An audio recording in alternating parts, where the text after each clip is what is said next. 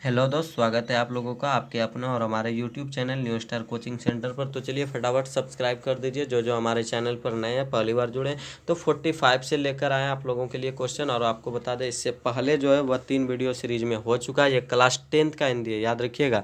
Class 10th यानी 10वीं वाले के लिए हिंदी का ऑब्जेक्टिव क्वेश्चन है मॉडल पेपर का। और मॉडल पेपर क्या होता है ये भी आपको समझा देते हैं कि मॉडल पेपर जब आप पढ़िएगा एग्जाम के सीजन में, तो आपको बता दें कि 80 जी हाँ पक्का 80% जो है क्वेश्चन मैच कराएगा आपका फाइनल एग्जाम से। ठीक है, तो इसको शुरू से अंत तक देखिएगा, 60 का 60 क्वेश्चन देखना आपको। ठीक है, और जिस भी क्वेश्चन का आपको आंसर पहले से मालूम है तो ज़रूर कमेंट बॉक्स में डालिएगा। ठीक है, तो कवि का स्त्रीलिंग रूप क्या होगा, तो राइट आंसर जो बना लेगा इसे बहुत, लेकिन प्रायः गलत ही बनाएगा। तो इसका राइट आंसर आपको हम करा दे रहे हैं कि 45 का जैसे क्वेश्चन है कि कवि का सही स्त्रीलिंग रूप क्या होगा, तो इसका राइट आंसर हो जाएगा आप लोगों का कवयित्री। याद रखिएगा, कवयित्री। स्त्रीलिंग शब्द का चयन करें। निम्नलिखित में जो दिया गया है इसका स्त्रीलिंग शब्द का चयन करने बोल रहा है। तो ये सील हो गया, शक हो गया, शहद हो गई, ये सभी पुल्लिंग है, लेकिन शराब स्त्रीलिंग है। याद रखिएगा, वह कौन सा शब्द है जो प्रायः बहुवचन में प्रयुक्त होता है। और हाँ, आपको बता दें कि स्त्रीलिंग पुल्लिंग के बारे में और बढ़िया से समझना है तो जाकर देख लीजिए, लिंग वाला वीडियो पड़ा हुआ है। और आज दोस्त आपको बता दें, जितना भी जैसे पुरुष कोई चीज़ यूज करता हो ना, तो वो प्रायः स्त्रीलिंग शब्द होता है। और जो भी ये स्त्रीलिंग यूज करता हो, कोई भी गहना जैसे हीरा मोती, ये सब पुल्लिंग है। ठीक है, याद रखिएगा। अगला कि वह कौन सा शब्द है जो प्रायः बहुवचन में प्रयुक्त होता है, तो निम्नलिखित में वह कौन सा शब्द है जो प्रायः क्या बहुवचन के लिए प्रयुक्त होता है, तो इसका राइट आंसर हो जाएगा आप लोगों का प्राण। ठीक है, याद रखिएगा, ये जो नीचे आपको दिख रहा है प्राण। ठीक है, चलिए अगले क्वेश्चन की ओर हम लोग बढ़ेंगे। तो अगला क्वेश्चन है दोस्त कि आसमान पर चढ़ाना मुहावरे का अर्थ क्या होता है। जी हाँ, आसमान पर चढ़ाना मुहावरे का सही आंसर क्या होता है, तो राइट आंसर हो जाएगा अधिक प्रशंसा करना। उसके बाद है वह वस्तु जो नाशवान हो, अनेक शब्दों के लिए एक चुने। वह वस्तु जो नाशवान हो मतलब क्या कहलाता है, तो इसका राइट आंसर पता है आप लोगों को क्या हो जाएगा, तो राइट आंसर होगा दोस्त नश्वर। ठीक है, याद रखिएगा।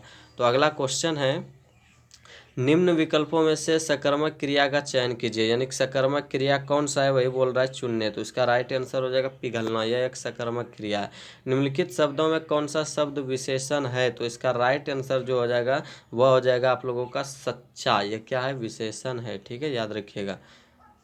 और अगला जो है वह हो जाएगा निम्नांकित में विशेषण क्या है। निम्नांकित में विशेषण क्या है, तो आपका राइट आंसर इसका जो हो जाएगा वह हो जाएगा आकर्षक। ठीक है, उसके बाद है प्राचीन का विपरीतार्थक शब्द क्या होगा। प्राचीन का विपरीतार्थक माने समझते हैं ना, उल्टा या विलोम। ठीक है, सेम चीज़ है।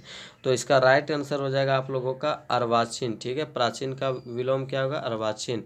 उसके बाद है दोस्त कि भूखे को भोजन दो, इस वाक्य में को कौन सा कारक हुआ, तो कर्ता ने कर्म को, तो कर्म राइट आंसर। ठीक है, और अगला है कर्ता ने कर्म को। और याद रखिएगा, यहाँ पे थोड़ा सा आपको समझा दे, जब भी किसी को कोई भी चीज़ दिया जाता है ना, याद रखिएगा। ठीक है, जब भी किसी भी व्यक्ति को कोई भी चीज़ दिया जाता है, इससे ये को के अनुसार तो कर्म हो जाएगा, लेकिन यहाँ गलत होगा, यहाँ थोड़ा ध्यान दीजिएगा। ठीक है, इसलिए थोड़ा पढ़ना भी जरूरी है कि जिस भी व्यक्ति को जब कोई चीज़, जैसे भिखारी को भोजन दो, ब्राह्मण को दक्षिणा दो, या थी जैसे राजा को कपड़ा दो या प्रजा को कपड़ा दो, यानी कोई भी चीज़ को जब कोई भी व्यक्ति को कोई भी चीज़ दिया जाता है, तो वहाँ आपको बता दें वह चतुर्थी विभक्ति के अंतर्गत आ जाता है। ठीक है, याद रखिएगा। और चतुर्थी विभक्ति बोले तो कर्ता ने कर्म को करण से संप्रदान बोला होता है ना के लिए, यानी कि चतुर्थी कारक वाला वो हो जाएगा राइट आंसर। यानी कि इसका राइट आंसर जो हो जाएगा वह संप्रदान हो जाएगा। याद रखिएगा, जब भी कोई चीज़ देने का बात हो तो वहाँ पे को रहेगा, फिर भी संप्रदान कारक होगा। अगला शताब्दी में कौन सा समास है, तो राइट आंसर हो जाएगा आप लोगों का द्विगु। शताब्दी, देखिए शत मतलब 100 शब्द, कोई भी अंक वाला शब्द होगा तो वह द्विगु समास होगा। अब यही भाव समास का उदाहरण निम्नलिखित में कौन है, भरपेट। अगला बेईमान में कौन सा उपसर्ग है, तो इसका राइट आंसर जो हो जाएगा 57 का, वह हो जाएगा आप लोगों का बे। ठीक है, चलिए अगले क्वेश्चन की ओर लेकर चलते हैं आप लोगों को लिए। तो अगला क्वेश्चन, इनमें से शुद्ध वाक्य को पहचाने। तो इनमें से शुद्ध वाक्य क्या होगा, जब आप पढ़िएगा तो आपको पता चलेगा कि जैसे मेरे को घर जाना है, ये तो गलत लग रहा है। मेरा नाम आनंद जी है, ये कैसा लग रहा है, वह खाना पकाती है। तुम्हारे को घर जाना है, देखिए सबसे पहले तो ये और ये आपका व्याकरण के अनुकूल बैठ नहीं रहा है, ठीक है। और बच गया ये दोनों आपका, तो ये दोनों में देखना है कि कौन सा सही होगा। तो मेरा नाम आनंद जी है, ये भी मिस्टेक है। मेरा नाम आनंद है, सिंपल आनंद जी क्यों लगाएंगे हम अपने नाम में, ठीक है। कोई भी कुमार, ये तो संबोधित वाला चीज़ हुआ ना, कोई बोलेगा तभी। तो इसमें राइट आंसर जो होगा, हाँ भले ये रहता कि आप आनंद जी हैं तो सही रहता, ठीक है, लेकिन अपने से कोई इतना आदर वाला चीज़ तो लगाना नहीं चाहिए। तो इसका राइट आंसर हो जाएगा वह खाना पकाती है, ठीक है, याद रखिएगा। अगला है लालच का पर्यायवाची शब्द क्या होगा। पर्यायवाची शब्द का मतलब होता है दोस्त कि और उसको जो अन्य नामों से पुकारते हैं, तो वही हो गया उनका और क्या होगा। तो लालच किसका एक पर्यायवाची शब्द है, तो इसका राइट आंसर हो जाएगा आप लोगों का प्रलोभन का। किसका हो जाएगा, प्रलोभन का।